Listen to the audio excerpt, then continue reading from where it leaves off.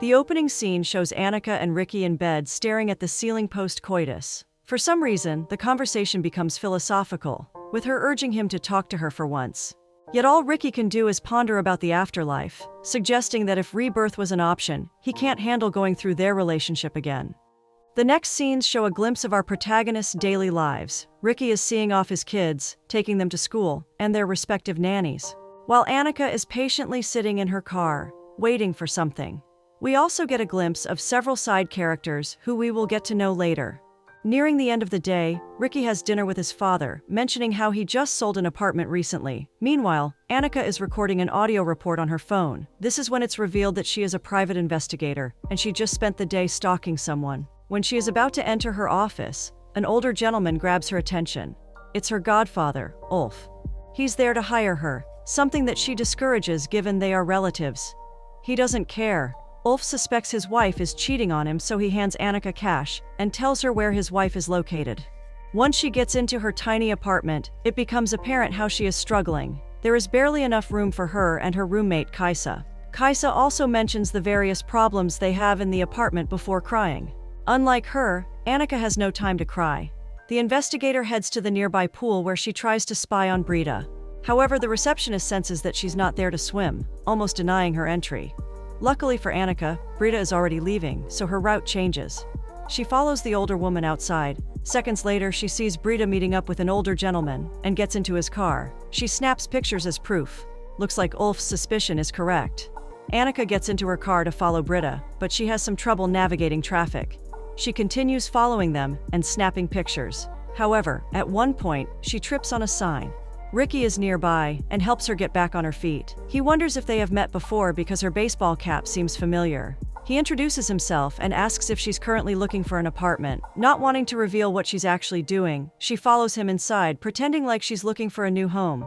Ricky starts by talking about the rooms and then the view, all the while getting too close to Annika. The tone in which Ricky speaks sounds a bit flirtatious despite him explaining the house's amenities. Annika plays his game, mentioning innuendos but pulling away whenever he moves closer. While explaining the renovations done to the place, something in Ricky's mind clicks. He remembers where he met Annika. Turns out he had a one-night stand with her at his place the other night. Just like that, the scene turns sexual. Annika pulls down her pants and sits on top of Ricky. They engage in short but intense intercourse, barely moving and only lasting for a few seconds. Looks like this movie is leaning toward realism. Anyway, after the quickie, Annika quickly gets dressed and writes her contact information on one of Ricky's cards. All the while, Ricky is answering a business call. In the next scene, Annika is recording another audio, talking about Ulf and Brita's marriage. We find out he's a member of the European Parliament and has been married for 10 years. However, at one point she gets distracted because she's thinking about what she and Ricky did. Annika checks her blood pressure and gets surprised by the plumber while doing so. Then later that night, she starts doing research on some properties, perhaps because she's planning to move out. Then, her friend Jape arrives and makes small talk. Fast forward to when Annika is sleeping, or at least attempting to sleep. Her roommate's whispers are keeping her up, once again highlighting how small their living space is. The next day, Annika meets up with Ulf, telling him that Brita is definitely cheating as seen in the photos she took. However, Ulf is delusional, stating that the photos prove nothing because they could be just friends hanging out. Then the old man starts yapping about his political career. Annika cuts him off, insisting she cannot take him as her client because of how close they are, mentioning how Brita will begin to suspect her. As expected, Ulf doesn't care. He's set on finding out the truth. His next mission for her is to have her follow Brita during the woman's hair appointment. At the same time, the old man criticizes Annika's hair, suggesting she could use some hair care. In another scene, Ricky is chatting with his workmates. The conversation revolves around one of their co-workers who is getting married soon. Then, it soon shifts to a topic about tanning. The scene shifts to Annika. She's shopping for a good outfit while the seamstress makes small talk. This is when we find out that Annika has a child because she mentions having breastfed a kid before. After shopping for clothes, Annika heads to the supermarket. Ricky happens to be nearby and sees her. It's easy to predict what happens next. The man sends her a message containing a picture of her he just took, letting her know he's nearby. While at the fruit section, Ricky sneaks up behind her and whispers seductively into her ears. He tells her to grab some bananas and place them in the bag, then asks her to tie the bag with her eyes closed. Once she opens her eyes, he's already gone, leaving her wanting for more. Of course, he didn't leave her hanging for no reason. She sees his business card in her basket, and when she picks it up, an address is written at the back. She immediately heads to the location, and once she enters the room, a nude Ricky with a bottle of wine is waiting for her. It's not hard to guess what happens next. The next scene shows Annika in her place, clearly in a good mood. She even sends a text to Kaisa, showing her a line she'll send to Ricky. After getting a shocked reaction, she goes ahead and sends the text saying, "It was nice to climax with you," to Ricky. Ricky doesn't respond until late in the evening, and the reply he sends contains an image we can't really show here. If you guessed a picture of his, then you're right. Naturally, Annika is shocked, but since they are no strangers, she finds it hilarious. The next scene takes place at a dance studio. Side characters, Sana and her fiancé Christian are practicing tango. However, Sana is not following the steps properly, and this leads to an argument between the couple. Despite the instructor trying to de-escalate the situation, Sana ends up walking out of the practice. Ricky arrives at his office and Sana arrives as well, mentioning the bad practice session. Their co-worker, an older lady, tells Sana to tone down her attitude and maybe things will get better for her. Christian arrives, but Sana is still in a bad mood, so she doesn't even look at him. Ricky couldn't care less about their quarrel and just mentions that they should be selling more apartments.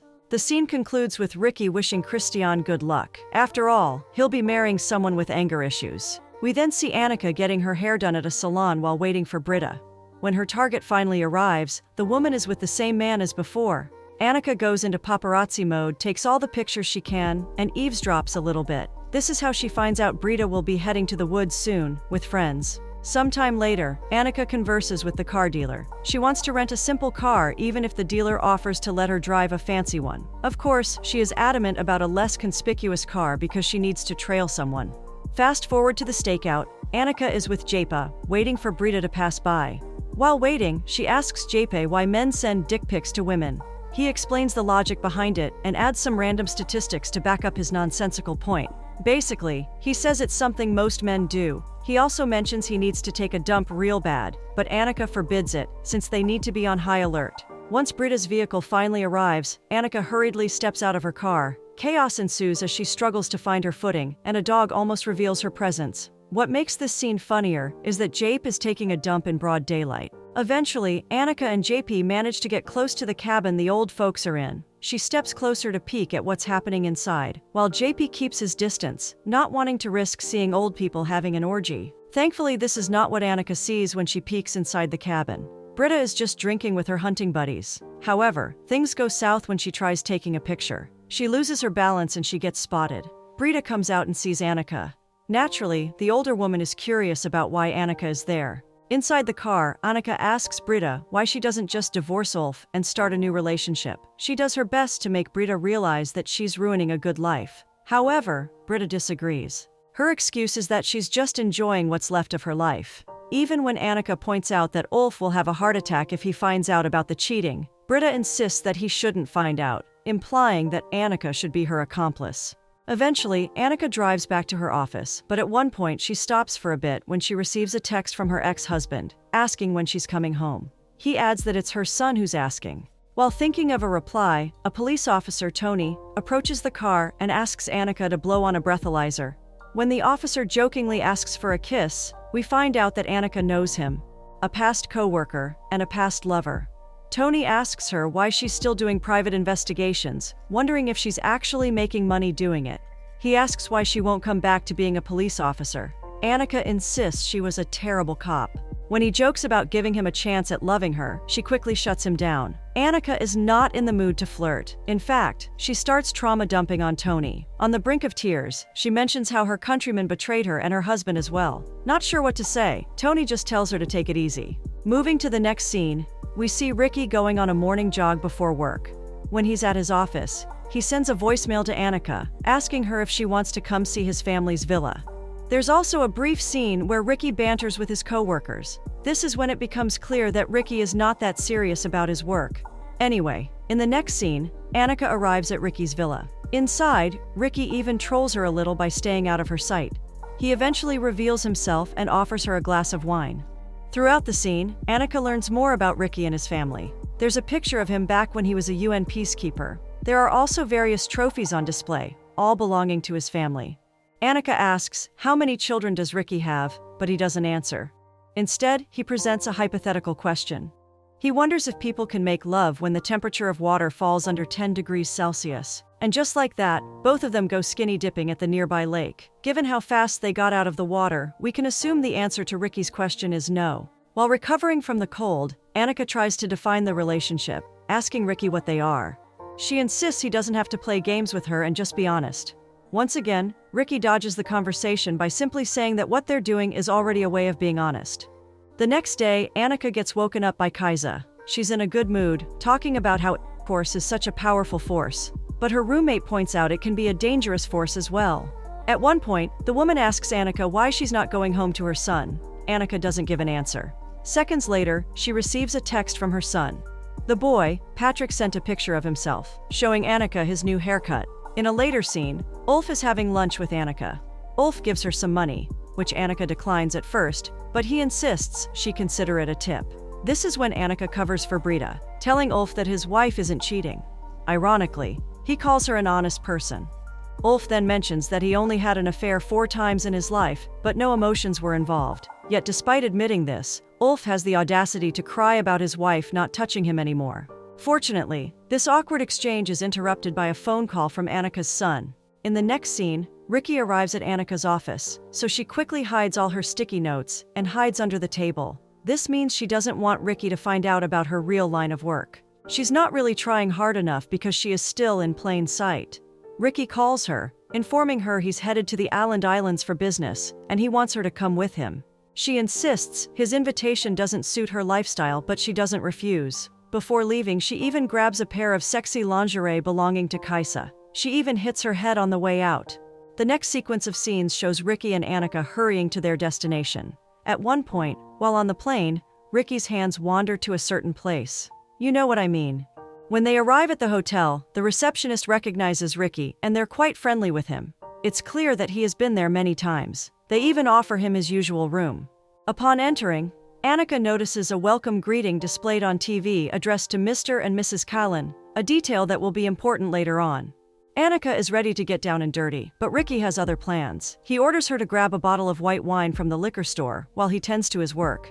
She follows his orders and heads into town. Meanwhile, Ricky meets up with another real estate agent who happens to be a woman, and they head out to see some apartments.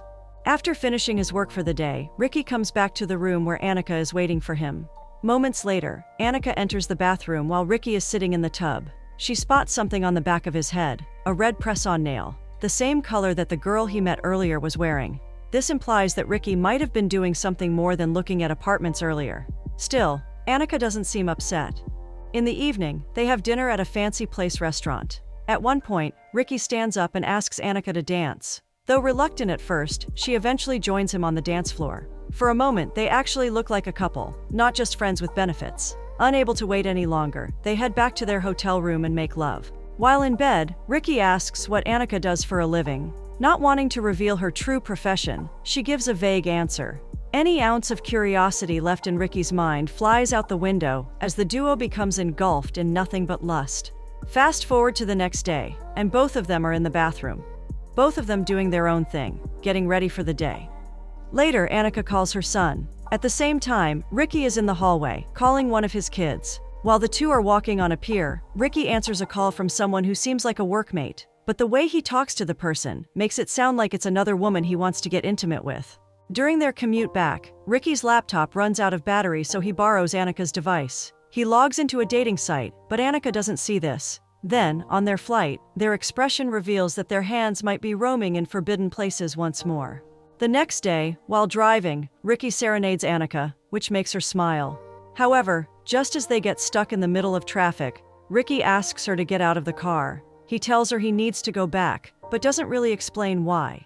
Annika steps out of the vehicle confused. While waiting for the bus, it seems that Annika finally realizes something is amiss. In the next scene, we see Ricky talking to a middle-aged woman who wants to sell her apartment.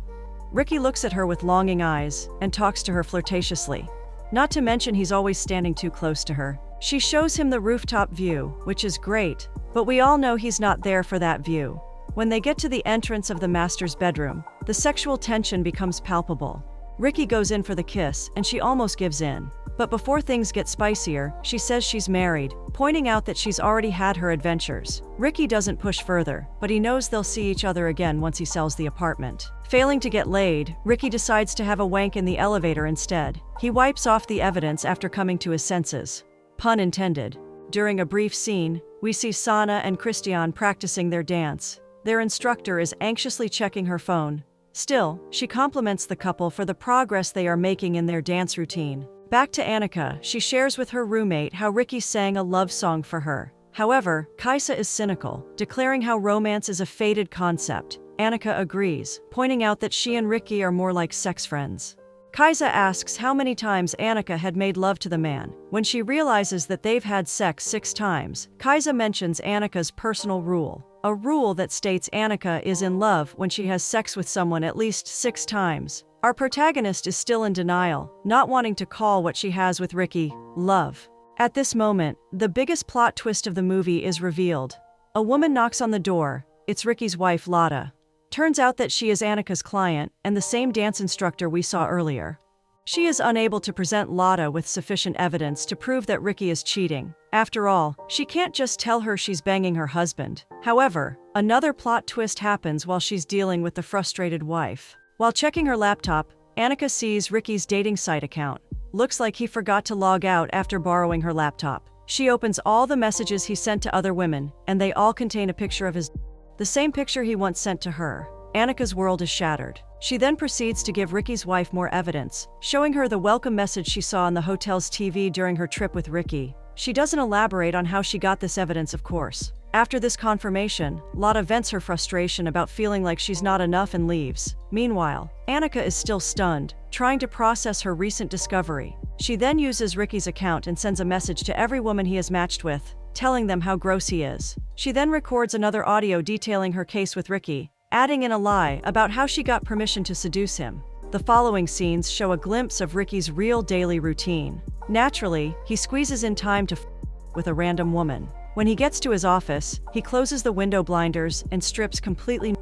I guess this is his way of getting in the zone. The first thing he does is open his dating site account.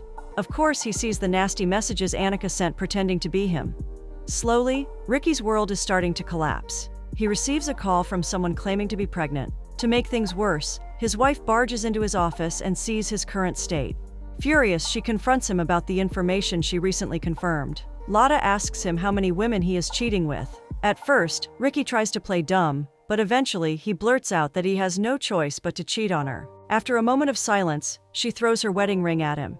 He doesn't even apologize. He just asks her to pick up his kids. Lotta complies, but not before throwing his business cards at him, scattering them all over. The notifications ping endlessly as he tries to clean up the mess. Later that day, while Ricky is touring potential buyers at an apartment, Annika shows up. Ricky pretends she's a buyer and gives her an info sheet to read. However, this woman is not playing games. She continues to subtly hurl sarcastic statements at him, shaming him for being so sloppy with his womanizing ways. Before leaving, she blurts out how he's a mediocre lover on top of being a stupid man. Thus, the atmosphere becomes extremely awkward, and his workday is ruined. Later, he storms into Annika's office, and they stare at each other for a few seconds. Then the next thing we see is them going at it, having angry sex. You have got to be kidding me. Before leaving, he checks the folder on the table and sees Annika's investigation report on him. He takes this file with him. The next sequence of scenes once again shows Ricky's daily routine while Annika records all the interesting and not so interesting facts about him. The most notable thing she says is the way she got hooked on his touch after the 6th time sleeping with him. I guess that explains the title of the movie. At one point, Ricky sends a text to Annika, telling her he just wanted to say hi. Then, the next scene shows them in the same room. Ricky is drawing a diagram for her, explaining and enumerating all the women linked to him. This is when he reveals he is also sleeping with Sana, Christian's fiancée. The names increase until he completes the inner circle, but there are more. He meets women in different regions regularly, a true definition of an F-boy. Even with all these names on the board, Annika's name is nowhere to be found. She asks why that is the case. Ricky just says she's not in the diagram, perhaps implying how special she is. Of course, she falls for this tactic because the next thing we see is them in bed together, post-coitus. Out of nowhere, he confesses his love. Of course, Annika doesn't believe him, no matter how many times he repeats his confession. Even when he asks if it is possible for him to love her, she insists it's not happening. In the next scene, Annika calls her husband, asking if she can come home for a while.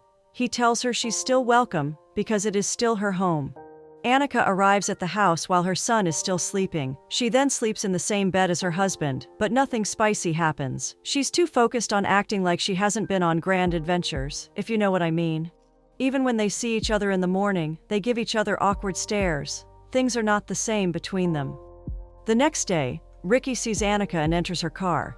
He tries to ask her to get busy at her place, but she protests. Even when he tries his usually sweet talk, she calls him out, saying she's not one of his bunnies. However, it's easy to guess what happens next. The two clowns end up f***ing again. While doing so, Annika even asks Ricky to call her by her name, to make sure he knows who he is currently. When he doesn't answer, she pinches his balls to get him to stop. Later, while having dinner, Ricky asks Annika why she's quiet, thinking she's angry. She insists she's just silent and boring, because that's how she is. The conversation quickly turns into a pissing contest of who has better morals between the two of them.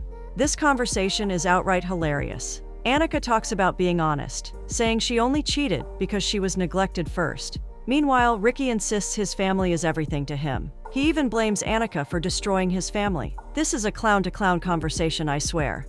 Anyway, Ricky declares he will never sleep with her again. Seconds later, yes, you guessed it, they are going at it again in the bathroom. In the next scene, Annika is trying to set up another meeting with Ricky, but he makes excuses, saying he's meeting a client. In reality, he is meeting up with Santa to commit a grave sin.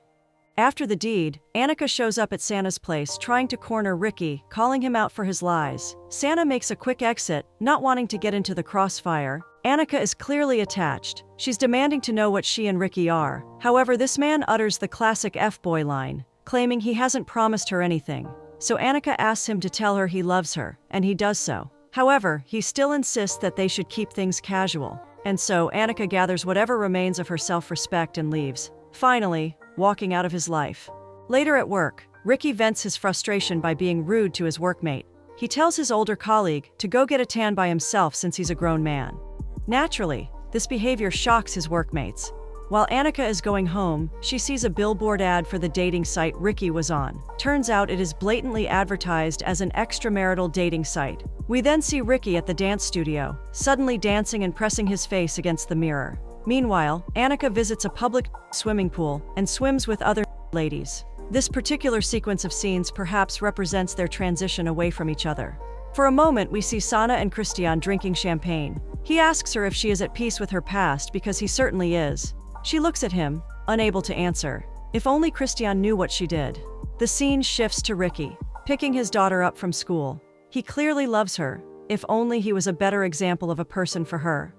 Next, we see Annika outside of her home observing her son and husband. Her spouse spots her and beckons her to come in, but she shrugs, choosing to go back and leave instead. She knows things can never go back to the way it was. The next day, her husband shows up in front of her office. After staring at each other for a while, they both place each other's head against each other but are separated through glass, a symbolic representation of their current relationship. He then takes off his wedding ring in front of her, implying that he has accepted her decision to separate. With this final goodbye, the movie comes to a close.